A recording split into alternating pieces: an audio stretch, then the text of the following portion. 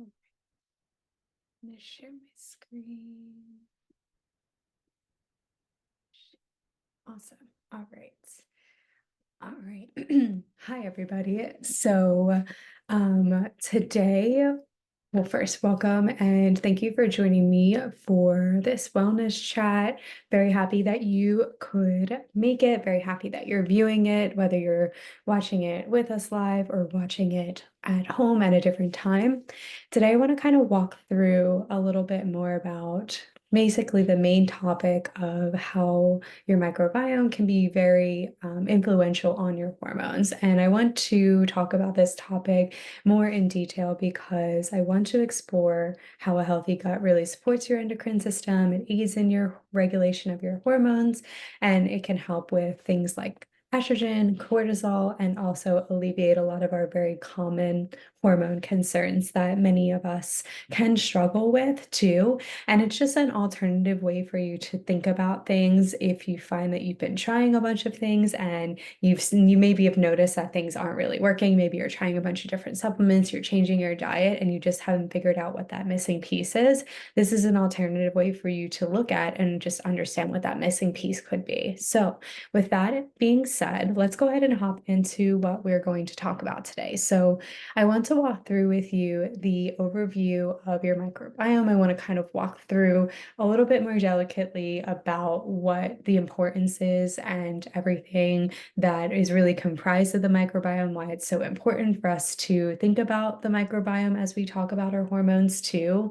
I want to go through also different hormones and how they relate to gut function as well, just so again, you can get that increased understanding, you can get information from trusted sources, and you can just really help maybe uncover some underlying imbalances for yourself.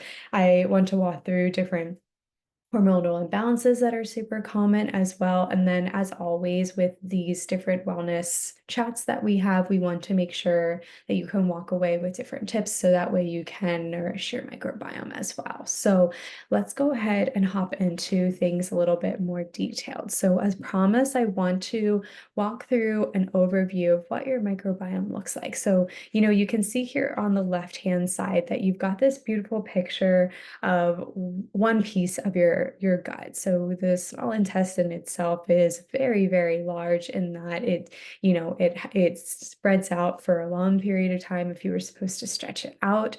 But basically, when we think of a wall, like I feel like we are hearing a lot of these terminology about your gut wall, your gut wall. And so what that actually looks like in a picture form is you can see that things are pretty close together, held by these tight junctions. And so these tight junctions really make sure that things can't go into our bloodstream. Right here, what you can see, our wall of our gut is very closely, you know, fleshed within our bloodstream right here. What you can also see at the very top here is there is this mucus layer. And so this mucus layer essentially catches all of the bad things that aren't supposed to be there, whether they be food particles or different toxins or bacteria or viruses. So we want to have a good amount of this mucus structure. And as you'll see through some tests that we've done physically in our office or we've had our patients and clients do, you can see that a lot of people tend to have a very reduced barrier function. So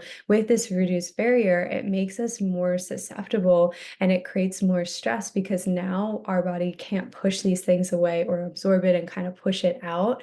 Now, what you'll notice here on the right-hand side, you'll see that this mucus barrier has really kind of faltered off entirely. The tight junctions are now having spaces in between them. And with those spaces, now you are allowing viruses and toxins and food particles like gluten and things like that to now go into our bloodstream. So when we hear that concept of leaky gut, this is the picture that I want you to think about more specifically and how this would really translate to your hormones. And when you think about hormones, don't just think about your female hormones because you have your thyroid, you have cortisol, we have a dozen or so other hormones in the body that are all functioning to make sure that they can send proper signals so that way we can function on a day-to-day basis. So if our body now is showing all these signs of inflammation, it's got, toxins now embedded within our blood, it's going to make it harder for those signals to be as strong, and we're going to see some compromises there. And then we'll typically show up with a lot of different symptoms, and maybe some of these symptoms are heightened around the time of our menstrual cycle as females, or maybe they're heightened in a time of stress for many people too. So when you look at the microbiome, this is kind of the picture that I want you to think about. And this is really the picture that many people are sort of like dealing with at the moment. And because we are in a world where there is a lot more toxicities and things like that, so from a foundational and root cause perspective, it's important to consider the microbiome health as part of that picture, because foundationally having toxins within the bloodstream, allowing bad things to pop in and out of the bloodstream, is going to make it really hard for our hormones to communicate as efficiently, because now they have to work twice as hard. So with that said, now that you have like a good foundational picture of what things should look like as far as the microbiome goes, the path of estrogen essentially gets made in our ovaries, and then when it's done being used in our body, it's supposed to go through the liver and be detoxed, because we don't want to have a lot of excess estrogen hanging around in the body. And hopefully with good gut function, we can be able to pass a bowel movement to alleviate and reduce a lot of estrogen in the body. So some of that estrogen will go back into the body, but a lot of it really is exited, which is exactly what we want. And in an unhealthy microbiome, that right side of the picture that I showed you right here, we're going to start to see now that there's not as much estrogen that is being exited from the body, and that's going to allow more estrogen to come into the body. And that's, in short, it's a very harmful way to really ensure that you are having balanced hormones, because again, having too much of something is ultimately leading you out of balance. Think of your body as kind of like a seesaw, right? Like, to make sure that you can function optimally, you don't want the seesaw to be too high or the seesaw to be too low. We need to kind of keep it right in the middle there. And that's what we mean when we talk about optimal. We're talking about like, how can you keep that seesaw as balanced as possible? Because a balanced body is one that has all of its imbalances corrected, that doesn't have any deficiencies as well too. So to go even more deeply into estrogen specifically, because that was the last hormone that we just discussed, estrogen plays a lot of roles within our microbiome, and within our gut, there are many estrogen receptors that help to influence our motility and also sensitivity. So when we have something like an imbalanced microbiome, sort of like, again, this leaky gut syndrome right here, where there is maybe bacterial overgrowth and things like that, it's going to disrupt estrogen metabolism, the breakdown of estrogen, essentially. When that happens, it can lead to a lot of estrogen dominance for many people, resulting in maybe more painful periods, or PMS, or endometriosis, or PCOS. Again, looking at your specific root cause is always super important. So none of this is meant to be any medical advice or anything like that, but through the research, it shows us that if we can't properly metabolize and get rid of estrogen appropriately, we're likely going to have more of a dominant state, which is going to attribute to a lot of really common symptoms. And I think when we look at the picture of our hormones, sometimes we get really caught up into the ins and outs, and we're like, okay, we're gonna like cycle sync, or we're gonna do seed cycling, and all of that. All of that is amazing, but think about things even more deeply. Like, is the gut out of balance? That's likely a potential root cause as well too. So progesterone is really important because it can help with our menstrual cycle. And when we have maybe too little or too less of it, it can often lead to slower bowel movements and more constipation. And how many people are having constipation during their menstrual cycle, or just leading up to their menstrual cycle? There's an interesting study that I linked down below here that talks about how when you have lower steady states of progesterone, and it's impacted by gut permeability, they saw more depressive symptoms, they saw more fatigue, they saw an increase of appetite, maybe more cravings, more breast tenderness and swelling, and anxiety. And with so many people that are in our practice, these are a lot of the common concerns that they normally talk about us with us during their initial assessment. It's like, oh, I feel really tired, or maybe my mood is shifted, right before my period. And they tend to, chalk it up to just their hormones. But if you look more deeply, there's that gut brain connection. Like, not only is there a connection with your hormones, but there's a connection with your brain that will allow you to be more resilient in times of stress or things like that. And then, going back to, the estrogen piece, like a lot of times that breast tenderness and swelling, like they can be attributed to that. And the important thing again with estrogen and progesterone is that you want to make sure that they have a good balance, and in different parts of your cycle, one needs to be speaking more than the other. And so oftentimes during that luteal phase, where we like to get most women tested for their cycle. Now, if you're on birth control or you haven't had your period back because you're coming out of a season of postpartum, we would work with you in that capacity. You likely wouldn't test your hormones in that respect, like your progesterone, your estrogen, but there's plenty of other hormones that you could test. But going back to progesterone is that calming hormone. It helps to keep us nice and relaxed, and it's helping us to keep us more even keel. Estrogen is very like energizing in a lot of ways too, but during that luteal phase, you really want to make sure that progesterone is like doing all the talking and not estrogen itself too. So, when we have lower levels of progesterone, we often link it to the gut microbiome as a potential root cause as well. And let's talk about cortisol too, because I think we can talk a lot about female hormones, but cortisol is another hormone that we like to talk about and look at with people. And higher levels of cortisol, they can limit your motility or your ability to use the bathroom. It can cause inflammation within the digestive tract, can lead to maybe more diarrhea or more irritable bowel. And a lot of times excess cortisol due to a lot of chronic stress can really suppress our immune system and shut down a lot of our different anti-inflammatory response, and compromises our health in the long run as far as your gut health is concerned.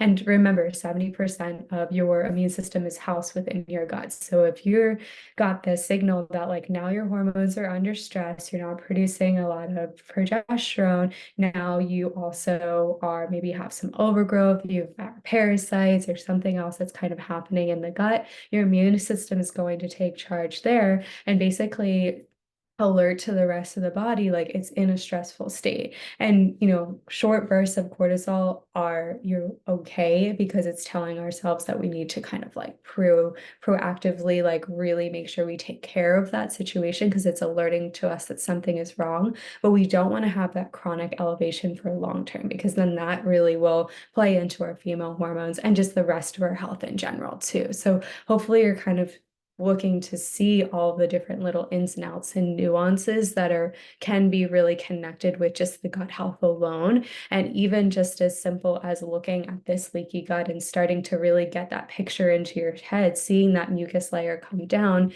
you can really start to understand just how important it is to keep everything in balance. And looking at the gut is one way to support that too. So for your thyroid, you can experience potentially some hypothyroidism. A lot of your thyroid conversion happens within your gut microbiome. So if you're going to, think about ways to address your thyroid concerns, having that conversation about what gut health actually looks like and what you're doing to support your health in that capacity could be really beneficial. And an impaired thyroid can also, lead us more towards being more leaky gut or cause a lot of inflammation in the body. So we do want to make sure that we are looking at that thyroid connection, and just looking at the gut as one way to support that. Like if you've tried all the things and you've, exhausted all of the option, maybe it's time for you to take a stool test or take a gut health test to really look at another perspective of the body too. And that's why we do a more comprehensive blood work panel for people, because we're starting to help them really see all the pieces and see how things are weaving out together. But looking at the gut is way more helpful and more comprehensive when you can actually look at it through maybe stool or urine. So I kind of walked through a lot of different things that you want to be mindful of as you think about the microbiome itself. But when we are helping people work through the A to Z to make sure that they can get the care that they need and to support their body and really give themselves the energy and the vitality and the optimal health that they're looking for, we separate it in not just what you need to do for food, what you need to take for supplements, and there's so much more than that too, because part of your lifestyle is also adjusting your lifestyle a little bit more too. So you can look at food and do all the supplements, but if you're still leading a stressful lifestyle, or maybe not getting enough sleep, like you'll see here, or not exercising enough, or not hydrating enough, you're still missing a really big portion of everything. And I think this piece is the hardest for people to change in a lot of ways, because they're like so down to maybe do some supplements, and maybe the diet is like not completely perfect. But, as far as some helpful tips that you can take away, doing things like fiber-rich foods, maybe fermented foods if you tolerate them, prebiotics, a lot of your darker reds and blues and purples, they help to feed that good bacteria, which I'll show you in just a second. But even like incorporating a probiotic could be really restorative too. But you also want to make sure you understand what's actually happening. So let's look at some just lab work here, just so you can have an understanding of the way that we typically approach this. So, this is a test to look at one particular part of a test to really look at the gut barrier integrity. So remember how we were talking about the mucosal barrier, we were talking about the tight junctions, things like that. This is where a lot of this plays in. So your Akkermansia, think of that as your good bacteria. And when you see things like on the lower end here, what you're really starting to see and understand is that there is a deficiency in the good bacteria. And now that mucosal barrier is starting to thin out a lot more. So it's going to make us more predisposed to having a gut that is more leaky if we can't really, change it in the best way possible. And here's just another picture to kind of look and see from a different perspective. Like, these are two slightly different tests here, and two slightly different cases as well too. But it's just going to show to you too, like, having this good Akkermansia, and this test was done on somebody that is looking to be pregnant, and she is noticing that she's getting a lot of like bacterial overgrowth and things like that, because our doctors are finding a lot of that. So we had to do a test to really understand what's actually happening in that capacity. And it was hard for her to fall pregnant and things like that. So now she's working the protocol to get herself back into balance there. And then here is a depiction of a test to really show, like, for this particular person, they had a really, really high level of this bad bacteria that was overgrown in their body. So their gut is now leaky, and now their body is overgrown with this opportunistic and this dysbiotic bacteria that is likely going to make their health even more challenging. And then hormones will be impacted, everything in the body will be impacted with that. So for each of those three cases, each of them requires a different perspective and how to really overcome a lot of those challenges. So by working with us at Infinite Wellness, they're able to get the supplementation that they need to restore and then also maintain the healthy balance of their bacteria. And as far as duration goes, it really takes time. But if you're wanting to really find those answers and get yourself set up for the long haul, taking that time is super important. And then as far as lifestyle interventions go, you want to be mindful of your stress. We talked about cortisol and how impactful that can be for the gut microbiome. Sleep is very much connected with a lot of these things. We find that a lot of our women that are struggling with their menstrual cycle or having hormonal concerns, their sleep is also impacted. And a lot of that conversion for your melatonin, your serotonin to B6, like, a lot of that happens within the gut. So, we want to just assess too, like how well are you sleeping? If you're sleeping better, things are probably starting to move in the right direction. Regular exercise is great for lymphatic movement, so you can help push excess waste out of the body. And hydration is great for just making sure you increase the fluidity and things as well too.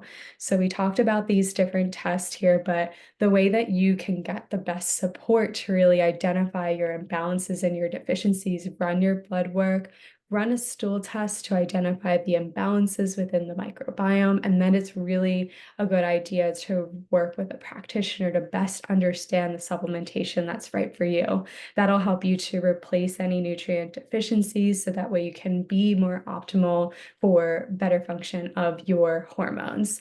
And so to sort of just kind of recap everything, it's really important to understand what is actually happening within the microbiome because it tells the story of what's happening in the body. And the gut is, think of it as this like window that's allowing you to open and see all of the different things. So when you're deficient in certain nutrients, it's likely that your body doesn't have the backbone of what it needs to build healthy, strong hormones with everything. So functional medicine is a way in which you're able to use as much information as possible from a scientific perspective to allow you to provide yourself with a rich and nourishing life. But even more deeply, it's going to allow you to get back into balance. And that's what we're really striving for too. So I really appreciate your time. Thank you so much for taking the time to join. And if you have any questions, feel free to please reach out. I left a email address that you can directly contact us, and I also left a QR code for you to sign up for a free consultation, and one of our practitioners will work with you to answer any questions that you have. I hope this was helpful, and I hope you guys have a great rest of your day. Bye.